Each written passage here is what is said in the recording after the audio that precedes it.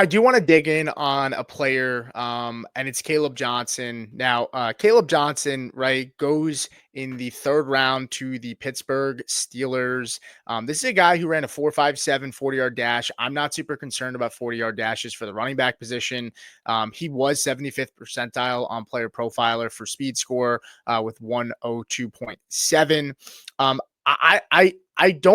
I don't hate Kaleb Johnson. I don't. I feel like sometimes I come off as a guy who really doesn't like Kaleb Johnson.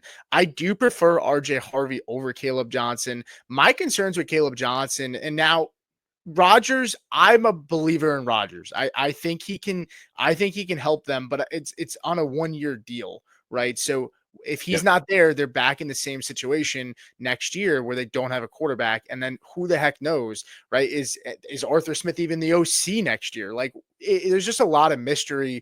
But when I think about Kaleb Johnson, a lot of people will bring up the volume, right? And that he's going to a system where they're going to really like him there. And I think Kaleb Johnson is a talented player.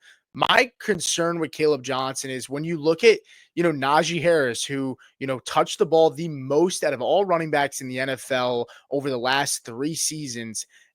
This is a guy who, on a points per game basis, Najee Harris, outside of his rookie season, which I'm not including in those last 3 years of having touched the ball the most, he's finished highest in points per game at 19 with 13.2 in 2022, right? And I don't think Najee Harris is a bad player, right? This is a guy that's ran for 1,000 yards 4 years in a row, right? He's averaged 4 yards per carry last year, 4.1 the year before that, right? And he's consistently caught the football a decent amount. But I have concerns that, Kaleb Johnson's going to step into this offense and it's going to be the same thing, right? Like, it's an inefficient offense, right? The offensive line, I know they've made some upgrades, but I was looking at some predicted offensive line rankings by Joseph Bryan, who is Colt to Lay stats on Twitter, and he's got a pretty good model. And right now, when he is projecting the offensive lines, the Pittsburgh Steelers are ranked 25th, pass block ranking 30, run block ranking is ranked 18th.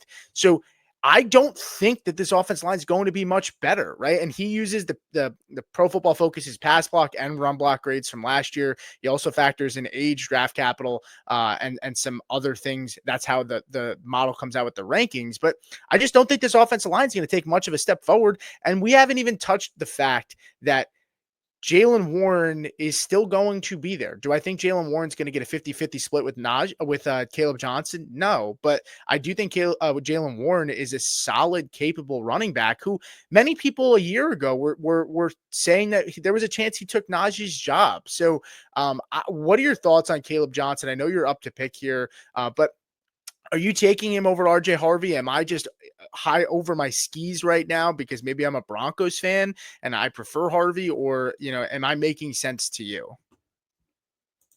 It is making sense to me. Let me make this other pick. I'm just going to take him and see what I end up with. So, do you want to talk about my picks first or Kaleb Johnson first? No, go with the Kaleb Johnson, then we'll get back to the picks after. So as far as Kaleb Johnson, I agree with everything you're saying. I don't know that the Steelers are going to be very good this year, especially given the offensive line issues. I think the thing that makes me okay with Kaleb Johnson, though, is the age. I think he's 21, you said. And that's what I was remembering anyway.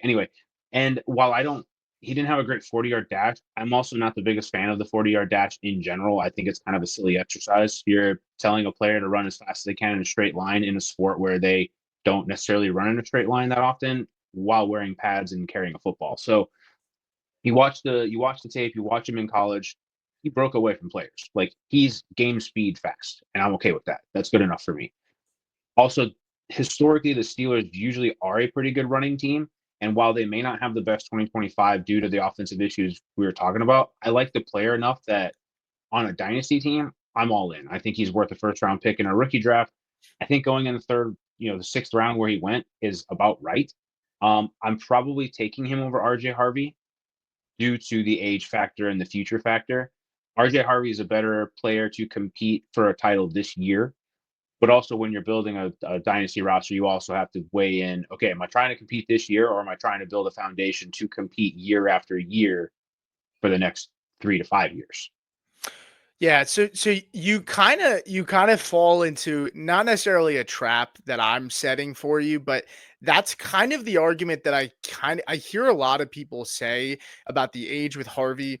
And the reason that I push back on that is most running backs are not getting a second contract, right? Like with the team that drafted them. So I look at Dynasty in 2 to 3 year windows. And to me, I don't care that RJ Harvey's 24 years old, to be honest with you. I want the better player. Now, if you're talking wide receivers, maybe I could understand because their shelf life's a little bit longer and they do get a second contract very often if they're very good. With running backs, it just doesn't happen consistently enough. And so I the I'm not playing Dynasty and worrying about because a lot of people talk about trade capital, and it's like, well, what can I get for RJ Harvey if I'm trying to trade him in 3 years when he's 27 years old?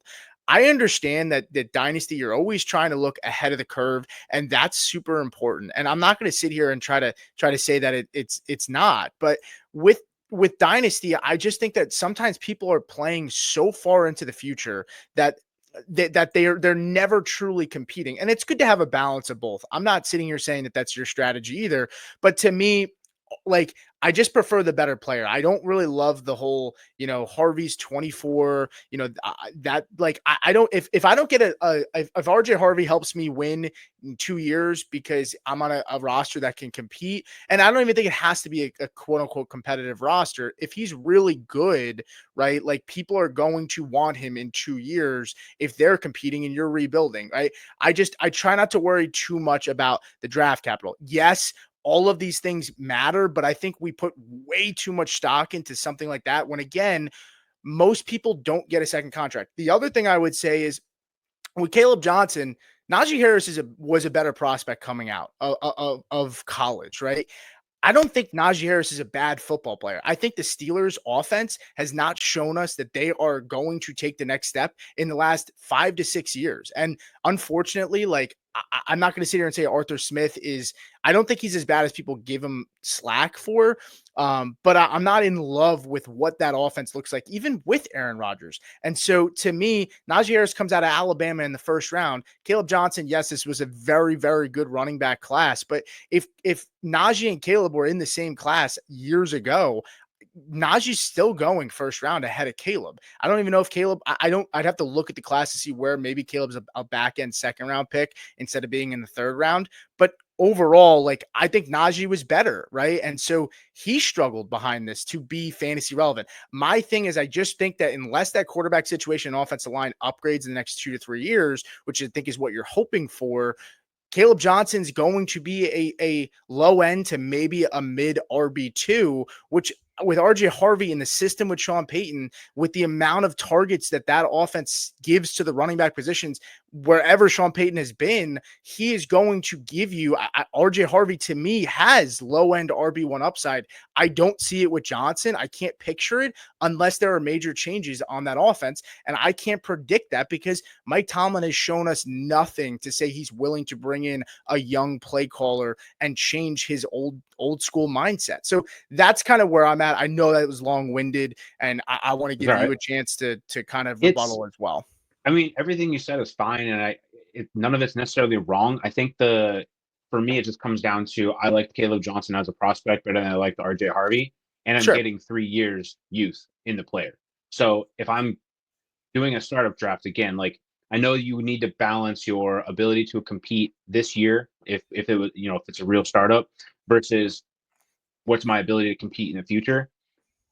I still like the players were different enough to me. Like I liked Kaleb Johnson enough over Harvey that I'm not going to let the landing spot deter me enough to flip the player order I would draft in for a startup. Now, if I'm in a rookie draft, that's different. I'm taking RJ Harvey first because me personally, like if you go to my main dynasty league, I'm a team that is a clear contender. So I'm trying to put a Sure. championship on my belt this year. I know that for a fact.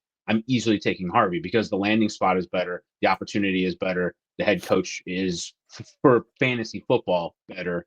I agree with you on all of that. But if I'm talking, I still need to balance my roster with some long term upside, and I just like Kaleb Johnson better, and he's younger. Yeah, I think I think at the end of the day, if the argument is that you just genuinely like Kaleb Johnson and you're not a fan of RJ Harvey, the player, I can get behind that. That's totally okay. I think that's totally reasonable. To me, I don't really love the argument for age as much. At the end of the day, we can talk takes all we want. And I think this is where things, you go on Twitter, you go on social media, you go on YouTube, Reddit, wherever you consume your content, if you're reading articles, and we can say all these things, but the rubber meets the road when you're on the clock. Right. Like a lot of Right. times people say what they think, what they feel, but when they're on the clock, a lot of times these people that are putting their takes out there are almost doing different things. I saw a guy yesterday who is a very prominent figure, Mason Dodd, who does Fantasy Flock, and he came out and said that, he's not a big, pretty much made it seem that, Devontae Adams is on his third team in 3 years, and all the experts and everybody that's smart loves Adams, kind of throwing shade as to, but he's like, as to maybe painting the picture that he's not in on Adams, right? But then Right.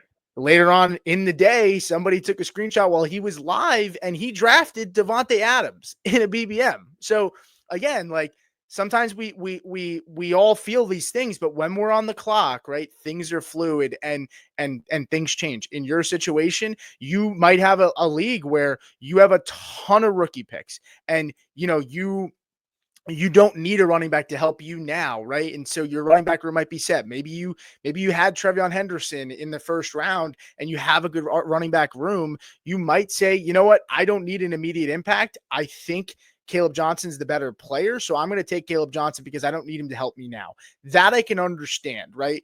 But it's never a black and white. I genuinely don't love the age argument too much. I think the mediators kind of sum it up pretty well, where they said, age matters, but this is where being a fluid manager matters. Solve the problem later. You have the length of the rookie deal, figure out if he's worth holding. And I think that's a good point as well, right? Like take the better player and figure it out later. But again, everybody has different methods of how they like to draft. But let's close the book out on Kaleb and Harvey.